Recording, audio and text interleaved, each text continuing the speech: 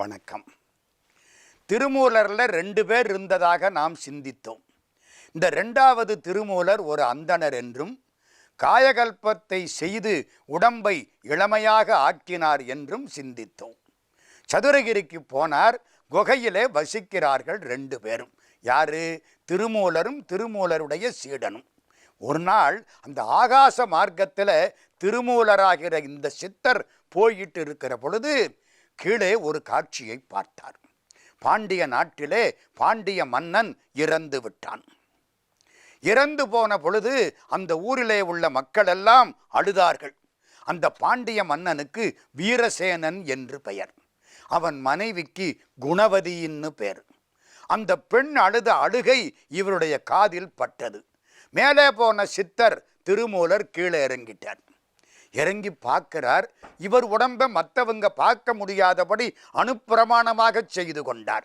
அட்டமா சித்தியும் உண்டு, அட்டாங்க யோகமும் உண்டு. பார்க்கிறார். அழுத அழுகை மனம் கசிந்தது.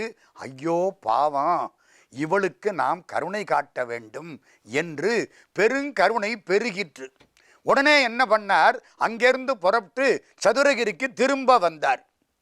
சீடன்ட்ட சொன்னார், இந்த உடம்பை குகையில் வைக்க போகிறேன். இந்த ஆன்மாவை, அதாவது உயிரை, அந்த பாண்டிய மன்னனுடைய உடம்பில் செலுத்தப் போகிறேன். அந்த பாண்டிய மன்னன் எழுவான். இந்த உடம்பை பத்திரமா பார்த்துக்கோ. இது காயகற்பத்தினாலே ஆன உடம்பு, ஒழுங்கான உடம்பு, அழிக்க முடியாத உடம்பு, ரொம்ப பத்திரமா பார்த்துக்கோ. சிஷ்யன் கேட்டான், அழிக்கவே முடியாதா? இல்லை, ஒரு மாதிரி செஞ்சா அழிக்கலாம். என்ன செஞ்சா அழிக்கலாம்? வெடியுப்பு, குங்கிலியம், வெங்காரம் 3ஐயும் எடுத்து தூளாக்கணும். தூளாக்கி இந்த உடம்புல பூசணும்.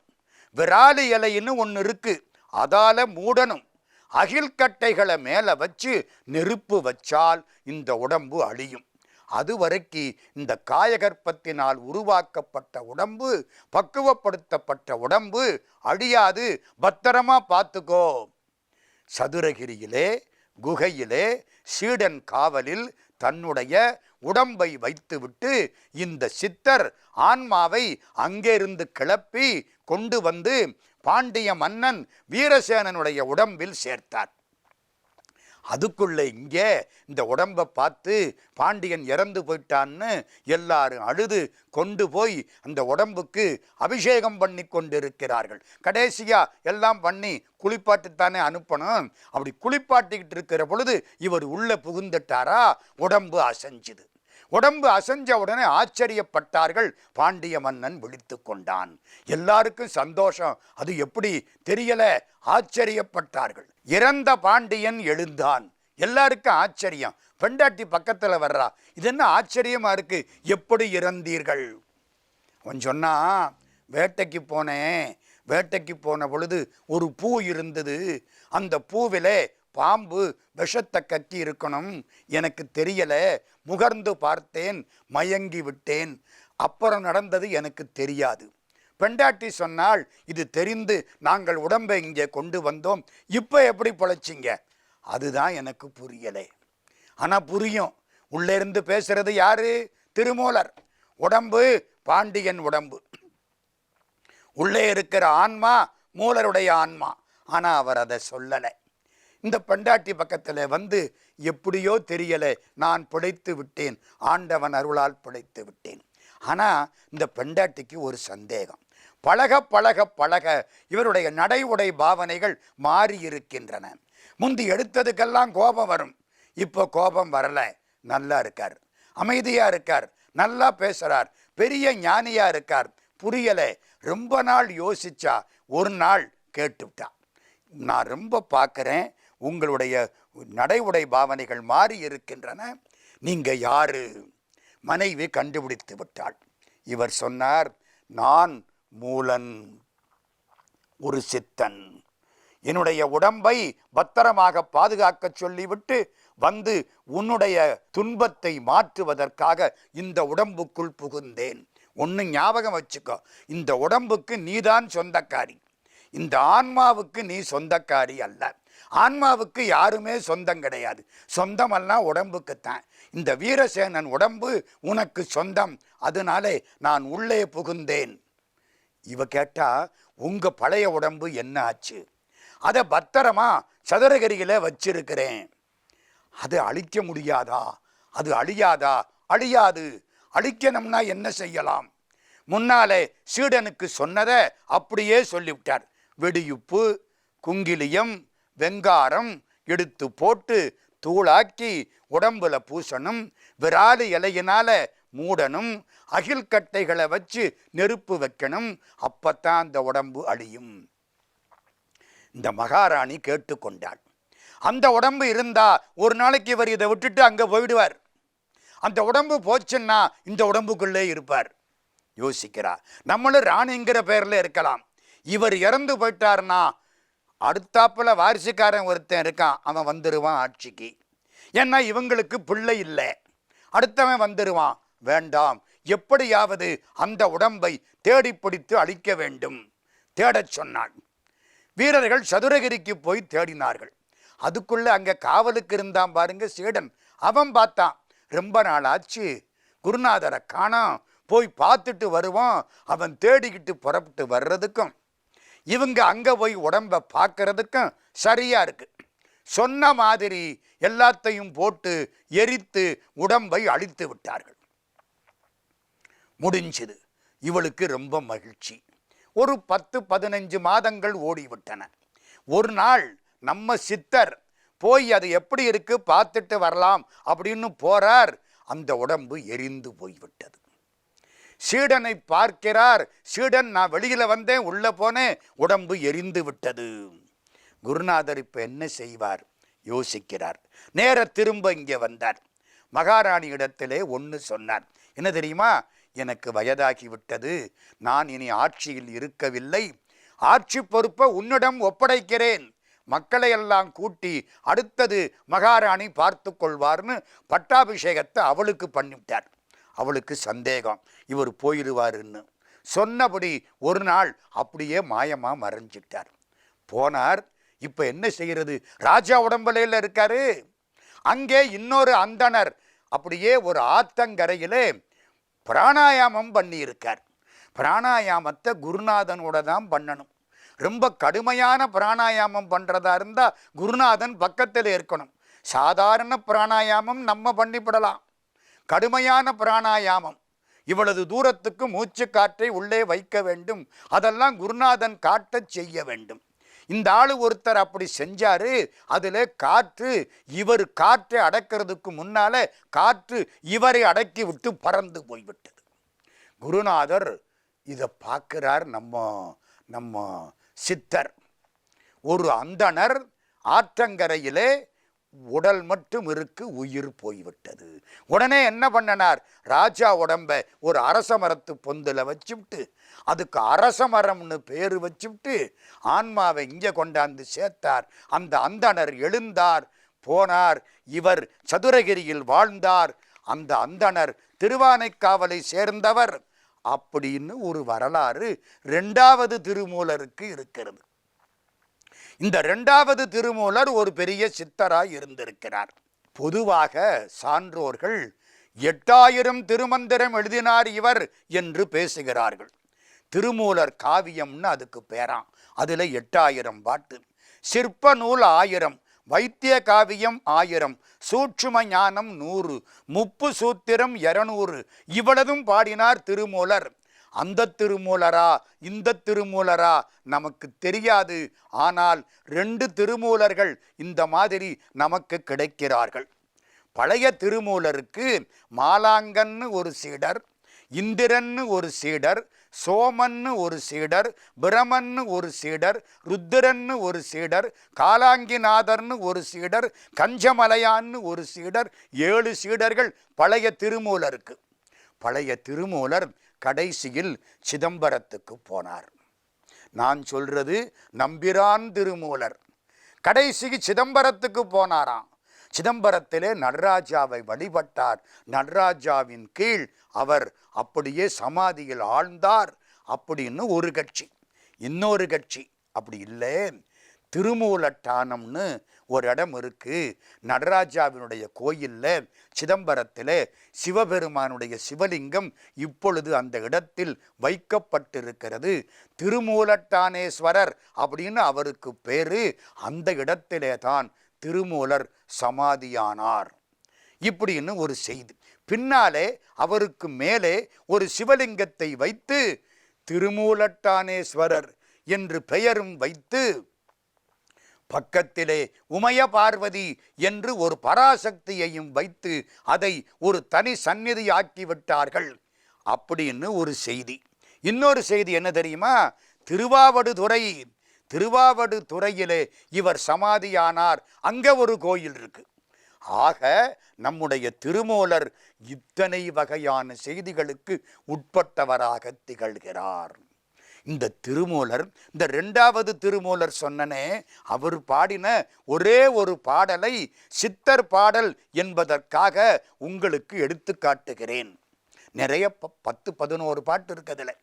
மேவியதோர் சத்குருவின் பாதம் தன்னை மெஞ்ஞானம் என்று அதனை மேவிக்கொண்டு ஆவி உடல் காயமெல்லாம் அறிந்து பார்த்தே அத்தனார் வடிவமென்றே அறிந்து கொண்டு பாவனையுள் ஆனவெல்லாம் விட்டு நீங்கி பகல் இரவும் அற்ற இடத்தே கருத்தை வைத்து ஜீவனையும் சிவன் தனையும் ஒன்றாய் தானே திருமூலர் பாதம் ஒன்றி திடமாய் காணே.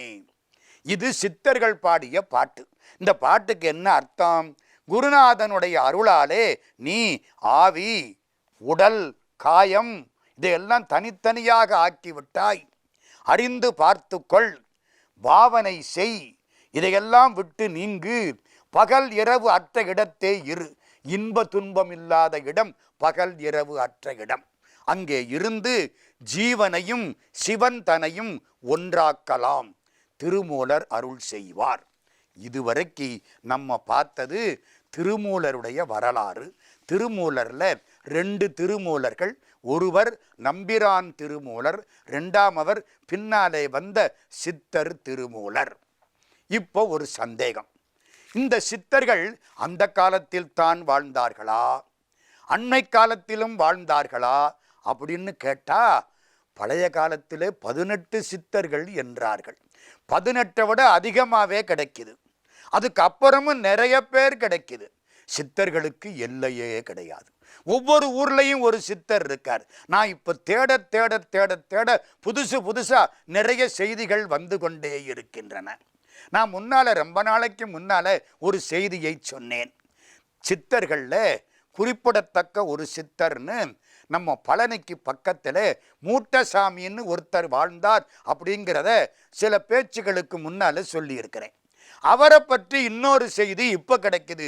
அண்மை காலத்தில் வாழ்ந்தவர் இந்த மூட்டசாமி என்ற பழனிசாமி. நான் அவரை பார்த்துருக்கேன், அவரோடு பேசி இருக்கிறேன். அதையெல்லாம் நான் முன்னால் இங்கே சொல்லியும் இருக்கிறேன். இதில் அவரை பற்றி இன்னொரு செய்தி இப்போ கிடைச்சிது. இப்போ வாழ்ந்த சித்தர் கிட்டத்தட்ட ஒரு 10 ஆண்டுகளுக்கு உள்ளாக நம்மோடு இருந்தவர். அவர் மறைஞ்சே ஒரு 4-5 வருஷத்துக்குள்ள தான் இருக்கும். கணக்கம்பட்டியிலே இன்னைக்கு அவருக்கு சமாதி கோயில் இருக்கிறது. கணக்கன்பட்டி பழனிக்கு முன்னால இருக்கு. ஒரு செய்தி இந்த சித்தருடைய செயல் என்ன தெரியுமா? என்னுடைய நெருங்கிய நண்பர் ஒருவர், சிவ வழிபாடு செய்யக்கூடியவர், மிக நல்லவர். அவருக்கு ரொம்ப நாளாக குழந்தை கிடையாது. அந்த சித்தர்கிட்ட போய் நின்றுருக்கார். அந்த சித்தர் நாள் இவர் போன பொழுது இவரை கண்டுக்கவே இல்லை. 2வது நாள் போன பொழுதும் கண்டுக்கவே இல்லை. கொஞ்ச நாளைக்கு அப்புறம் போன பொழுது விரட்ட ஆரம்பிச்சிட்டார். இப்படியே போச்சு. ஒரு நாள் நல்ல வேளையாக பார்த்தாராம். பார்த்து உனக்கு என்ன வேணும்னு கேட்டார். இவர் குழந்தை வேணும்னாராம். இந்த குளத்துல போய் குளிச்சுட்டு வா, ஒரு கிணறு மாதிரி அமைப்பு, அதில் போய் குளிச்சுட்டு வர, உனக்கு என்ன வேணும்? குழந்தை வேணும். சரி, காக்கா பறந்துருச்சு, ஆடு குட்டி போட்டுருச்சு, முடிச்சு விட்டார். இவருக்கு ஒன்றும் புரியலை. காக்கா பறந்துருச்சு, ஆடு குட்டி போட்டுருச்சுன்னா என்ன அர்த்தம் புரியலை. போயிட்டார். அதுக்கப்புறம் சனீஸ்வர பகவான் ஒரு ராசியில இருந்து இன்னொரு ராசிக்கு பெயர்ச்சி ஆகிறார். அன்னைக்கு இவருக்கு பெண் குழந்தை பிறந்தது. காக்கா பறந்துருச்சு. காக்கான்னா சனீஸ்வர பகவானுடைய வாகனம். பறந்துருச்சுன்னா ஒரு ராசியை விட்டு அடுத்த ராசிக்கு போயிடுச்சுன்னு அர்த்தம். ஆடு குட்டி போட்டுருச்சுன்னா உன் பண்டாட்டிக்கு குழந்தை பிறந்துருச்சுன்னு அர்த்தம். சித்தர்கள் வார்த்தை இப்படித்தான் இருக்கும். நமக்கு புரியாது, ஆனால் நடந்த பின்னாலே புரியும். இது எனக்கு தெரிந்த ஒரு செய்தி. இப்பவும் சித்தர்கள் பல பேர் வாழ்ந்திருக்கிறார்கள். இந்த சித்தர்களில் ரொம்ப பிரபலமான ஒரு சித்தரை பற்றி இப்பொழுது சொல்லப் போகிறேன். அவர் பல பேருக்கு தெரிந்தவர். திருவண்ணாமலையில் வாழ்ந்தவர். திருவண்ணாமலைக்கு பெருமை என்ன? சித்தர்கள் பல பேர் வாழ்ந்த இடம் திருவண்ணாமலை. பழனிக்கு சமமானது திருவண்ணாமலை. சதுரகிரி, பர்வதமலை, பழனி, திருவண்ணாமலை, இந்த நான்கும் சித்தர்கள் அதிகமாக வசிக்கக்கூடிய பகுதிகள். பர்வதமலையிலையும் அதே மாதிரி, நம்முடைய சதுரகிரியும் அதே மாதிரி. பழனிக்கு சித்தன் வாழ்வுன்னே பேரு. திருவண்ணாமலையிலே பல ஞானிகள். திருவண்ணாமலையை பற்றி நமசிவாய மூர்த்திகள் பாடுகிறார். ஆதி வடிவான மலை, அன்று இருவர் தேடு மலை, சோதிமணி ஆடரவம் சூழு மலை, நீதி தழைக்கும் மலை, ஞான தவத்தினரை வா என்று அழைக்கும் மலை அண்ணாமலை. திருவண்ணாமலை என்ன செய்யுமா? ஞான தவத்தினரை வான்னு கூப்பிடுமா. ஆதி வடிவான மலை. எம்பெருமான் ஆதி, ஆதியும் அந்தமும் இல்லாதவன். அவனுடைய வடிவம் 5 சிகரங்கள். ஈசானம், தத்புருஷம், அகோரம், வாமதேவம், சத்யோஜாதம். ஆதி வடிவான மலை, அன்று இருவர் தேடு மலை, மாலும் அயனும் தேடிய மலை, சோதி வடிவான மலை. அவ்வளவு சிறப்பு அதுக்கு. ஞானிகள் போய் அடையக்கூடிய மலை ஆதி வடிவான மலை, அன்றிருவர் தேடு மலை, சோதிமணி ஆட அரவம் சூழு மலை, நீதி தழைக்கும் மலை, ஞான தவத்தினரை வா என்று அழைக்கும் மலை அண்ணாமலை. ஞானிகள் எங்கே இருந்தாலும் வா என்று அழைக்கக்கூடிய மலை அண்ணாமலை. இந்த திருவண்ணாமலையிலே ஒரு பெரிய பரம ஞானி வாழ்ந்தார்.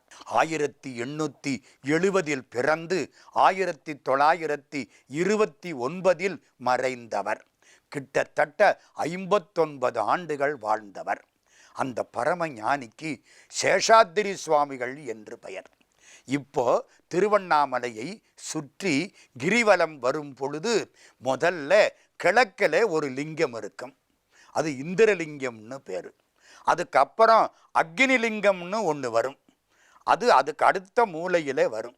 அக்னிலிங்கத்துக்கு பக்கத்தில் இந்த சமாதி கோயில் சேஷாத்திரி சுவாமிகள் சமாதி. அண்மை காலத்தில், அதாவது 19ஆம் நூற்றாண்டிலும் 20ஆம் நூற்றாண்டிலும் வாழ்ந்த பரம ஞானி சேஷாத்திரி சுவாமிகள். அவருடைய வாழ்க்கையிலே சில செய்திகளை உங்களோடு பகிர்ந்து கொள்ளப் போகிறேன். சேஷாத்திரி சுவாமிகள் அழுக்கு வேட்டியோட திரிவாராம், அழுக்கு துண்டோட திரிவாராம். ஆனால் பக்கத்தில் போனால் சந்தன வாசம் அடிக்குமா. எப்போ குளிச்சார் தெரியாது, எப்போ சாப்பிட்டார் தெரியாது. அவருடைய படத்தை பார்க்குறீங்களா? இப்படி உட்கார்ந்துருப்பார். இந்த கையை மோபாயில வச்சுக்கிட்டு உட்கார்ந்துருப்பார். அட இவ்வளவு சொல்கிறேன் கேட்க மாட்டீங்களே அப்படிங்கிற மாதிரி உட்கார்ந்துருப்பார். முகத்திலே அற்புதமான புன்சிரிப்பு. பரமஞானி. திருவண்ணாமலையிலே 3 சிவலிங்கம்னு சொன்னாங்க. எனக்கு ஆச்சரியம். ஒரு அண்ணாமலையார் தானே இருக்கார்? இல்லை, 3 சிவலிங்கம். 1 அண்ணாமலையார், 2 சேஷாத்திரி சுவாமி, 3 ரமண பகவான். சேஷாத்திரி சுவாமி பிள்ளையாருக்கு சமானமா, ரமண பகவான் முருகனுக்கு சமானமா, திருவண்ணாமலையார் சிவபெருமானா. 3 பாதாள லிங்கத்துக்கு சமானம் இந்த 3 பேரும் என்று சான்றோர்கள் பேசினார்கள்.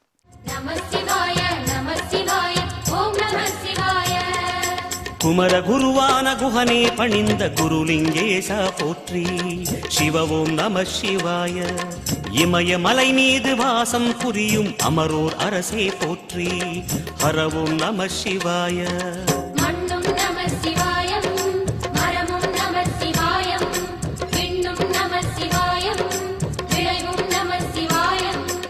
பாதாள லிங்கத்துக்கு கீழே உட்கார்ந்திருந்த ரமண பகவானை எழுப்பி கொண்டு வந்தவர் சேஷாத்திரி சுவாமிகள்.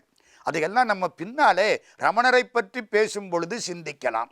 இந்த சேஷாத்திரி சுவாமிகள் செய்த செயல்களில் சிலவற்றை மட்டும் இப்பொழுது சித்தர்கள் நமக்கு தந்த ஒரு பெரிய வரப்பிரசாதமாக உங்களோடு சிந்திக்க நினைக்கிறேன். ஒரு நாள் ஒரு பெரியவர் கல்யாண அழைப்பு கொண்டாந்து சேஷாத்திரி சாமிகிட்ட கொடுத்தார். இவர் பைத்தியக்கார சாமி அப்படித்தான் ஊரில் சொன்னான். யாரெல்லாம் கடவுள்கிட்ட அதிகமாக போகிறானோ அவனுக்கு ஊர்க்காரன் வச்ச பேர் பைத்தியம். இந்த சாமிக்கு என்ன பேர்? பைத்தியக்கார சாமி. சில பேர் கோடி வேட்டி கொடுப்பாங்களாம், அதை அப்படியே கிழிச்சு தூக்கி போட்டுருவாராம். சில சமயம் மாட்டு கொம்பலை சுற்றிட்டு போயிட்டே இருப்பாராம். சாப்பாடு கொடுத்தா சில நேரம் சாப்பிடுவாராம், சில நேரம் கொடுத்தவன்ட்டு தூக்கி எறிஞ்சிருவாராம். இப்படியெல்லாம் பண்ணுறவர் ஒரு பெரியவர் வந்தார், கல்யாண அழைப்பு கொடுத்தார். என் பொண்ணுக்கு கல்யாணம், சாமி வந்து ஆசீர்வாதம் பண்ணணும். பரமஞானி ஆசீர்வாதம் பண்ணுனா அந்த குடும்பம் நல்லா இருக்கும், மண்ணில் நல்ல வண்ணம் வாழலாம். சாமி என்ன பண்ணார் தெரியுமா? அழைப்பை பார்க்க கூட இல்லை, திருப்பினார், தலையை சுற்றி எரிஞ்சிட்டார். அவருக்கு எப்படி இருக்கும்? சரி, சித்தம்போக்கு சிவம்போக்கு, இவர்கள்ட நம்ம ஒன்றும் சொல்ல முடியாது, பேசாமல் வருத்தத்தோட போயிட்டார். ஆச்சு. கல்யாண நாள் வந்தது. கல்யாணத்தன்னைக்கு காலையில் மணமகன் மணமகள் அந்த மாலை மாற்று முடிஞ்சது, தாலி கட்டியாச்சு. கல்யாணமாகி மணமகனும் மணமகளும் 2 பேரும் அற்புதமாக அப்பர் சுவாமி பாடின மாதிரி காதல் மடப்பிடியோடும் களிறு வருவன கண்டேன் அப்படின்னு பாடுற மாதிரி 2 பேரும் ஒன்றா இணைஞ்சு நடந்து வர்றாங்க. கோயிலுக்கு போகிறாங்க. கல்யாணம் பண்ண இடத்துலேருந்து திருவண்ணாமலை கோயிலுக்கு போகிறாங்க. பாதி வழி சேஷாத்திரி சாமி குறுக்கில் வந்துட்டார். வேகமாக வந்தார், கூட்டத்தை அப்படி தள்ளினார். மணமகன் பக்கத்தில் வந்துட்டார். மணமகன் கழுத்தில் போட்டிருந்த மாலையை தூக்கி அவர் கழுத்தில் போட்டுக்கிட்டார். மணமகன் மணமகள் கையை பிடிச்சிக்கிட்டு வந்தானா அவனை தள்ளி விட்டார். இவர் அந்த பொண்ணு கையை பிடிச்சிக்கிட்டார். கம்பீரமாக நடந்து வாரார். எல்லாருக்கும் எப்படி இருக்கும்? என்னடா ஒரு சாமியார் இப்படி பண்ணுறாரே. மணமகனுக்கு ஒரு பக்கம் கவலை, கை கெட்டினது வாய் கெட்டலையே இருக்குமா இல்லையா? சாமி முன்னால கம்பீரமாக போகிறார், அழகா போறார், கழுத்தில் மாலை. அந்த பொண்ணு கையை பிடிச்சி வேகமாக இழுத்துக்கிட்டு போறார். எல்லாரும் ஆச்சரியப்பட்டார்கள். 100 அடி போனார்கள். கொஞ்ச தூரம் ஆச்சு, மேலே இருந்து முரட்டு பாம்பு சாமி தோளில் விழுந்தது. ஒரு கடி கடிச்சுது. சாமி அதை தூக்கி அப்படி வீசினார். பாம்பு அந்த பக்கம் போய் செத்து விழுந்தது. இவரை கடிச்சு வெளியில் வந்தார். 2 மணமகள் பக்கத்தில் வர்றா. திரும்பினார். மணமகன் சப்த நாடியும் ஒடுங்கி போய் நிற்கிறான். நான் போயிருந்தா இந்த பாம்பு எங்கழுத்தில் விழுந்திருக்கும், என் கதை முடிஞ்சிருக்கும். பயமா இருக்குமா இல்லையா? மரணத்தை பக்கத்தில் பார்த்தவன் பயந்து நிற்கிறான். சாமி என்ன பண்ணார் தெரியுமா? அவங்கிட்ட போனார், மாலையை தூக்கி கழுத்தில் போட்டார், பொண்ணு கையை பிடிச்சி அவன் கையில் கொடுத்தார். யமன் ஏமாந்து போயிட்டான், போடா. சரியா போச்சு. இந்நேரம் அவன் மட்டும் வந்திருந்தா கதை என்ன ஆகியிருக்கும்? அந்த அழைப்பு கொடுத்த புண்ணியவான் வந்து சாமி காலில் விழுந்து அழுதார். ஒரு காட்சி. 2வது காட்சி, இன்னொரு கல்யாண வீடு. எல்லாம் கல்யாண வீட்டில் சாப்பிட்டுக்கிட்டு இருக்கிறாங்க. சாம்பார் வந்துருச்சு, சாப்பிட்டாச்சு. ரசம் சாப்பிட்டாச்சு. அடுத்தாப்புல பாயாசம் வரப்போகுது. எல்லாரும் காத்து இருக்கிறாங்க. நம்ம வீட்டில் தினமும் பாயாசம் வைப்போம், கல்யாண வீட்டில் தினமும் பாயாசம் உண்டு, கல்யாணத்தில் பாயாசம் உண்டு. எல்லாரும் பாயாசம் வரப்போகுதுன்னு காத்து இருக்கிறாங்க. அந்த நேரத்தில் சாமி குறுக்கில் வந்துட்டார். வேகமாக போனார். சமைக்கிற இடத்துக்கு போகிறார். ஒரு மரத்துக்கு கீழே அண்டாவில் பாயாசம் கொதிச்சுக்கிட்டு இருக்கு. சாமி வேகமாக போனார். 2 கையாலையும் பாயாச அண்டாவை அப்படியே கவுத்து விட்டார். எப்படி இருக்கும்? பாயாச ஆறு ஓடுது. எல்லாருக்கும் கோபமாக வருது. ரசத்தை கவுத்து இருக்கப்படாது, சாம்பாரை கவுத்து இருக்கப்படாது, எப்பவாவது சாப்பிட்ற பாயாசத்தை கவுத்து விட்டாரே. எல்லாரும் பார்க்கறாங்க. பாயாச அண்டாவுக்குள்ளே இவ்வளவு நீளத்துக்கு ஒரு கடுமையான கருநாகம் குழஞ்சு போய் அப்படியே கீழே விழுகுது. ஏண்டா எல்லாரும் சாகலாம்னு நினைச்சிட்டீங்களா? சாமி ஓடி போயிட்டார். அவர் மட்டும் வந்து கவுக்கலைன்னா மறுநாளைக்கு என்ன ஆகியிருக்கும்? கருணை உள்ளவர்கள் சித்தர்கள். நாம் வாழ வேண்டும் என்பதற்காக தங்களை இறங்கி வந்து இந்த இடத்திலே நமக்காக வாழக்கூடியவர்கள் சித்தர்கள். சேஷாத்திரி சுவாமிகளுடைய மிக சிறப்பான செயல்கள், அவருடைய கருணை செயல்கள் இன்னும் தொடர்கின்றன.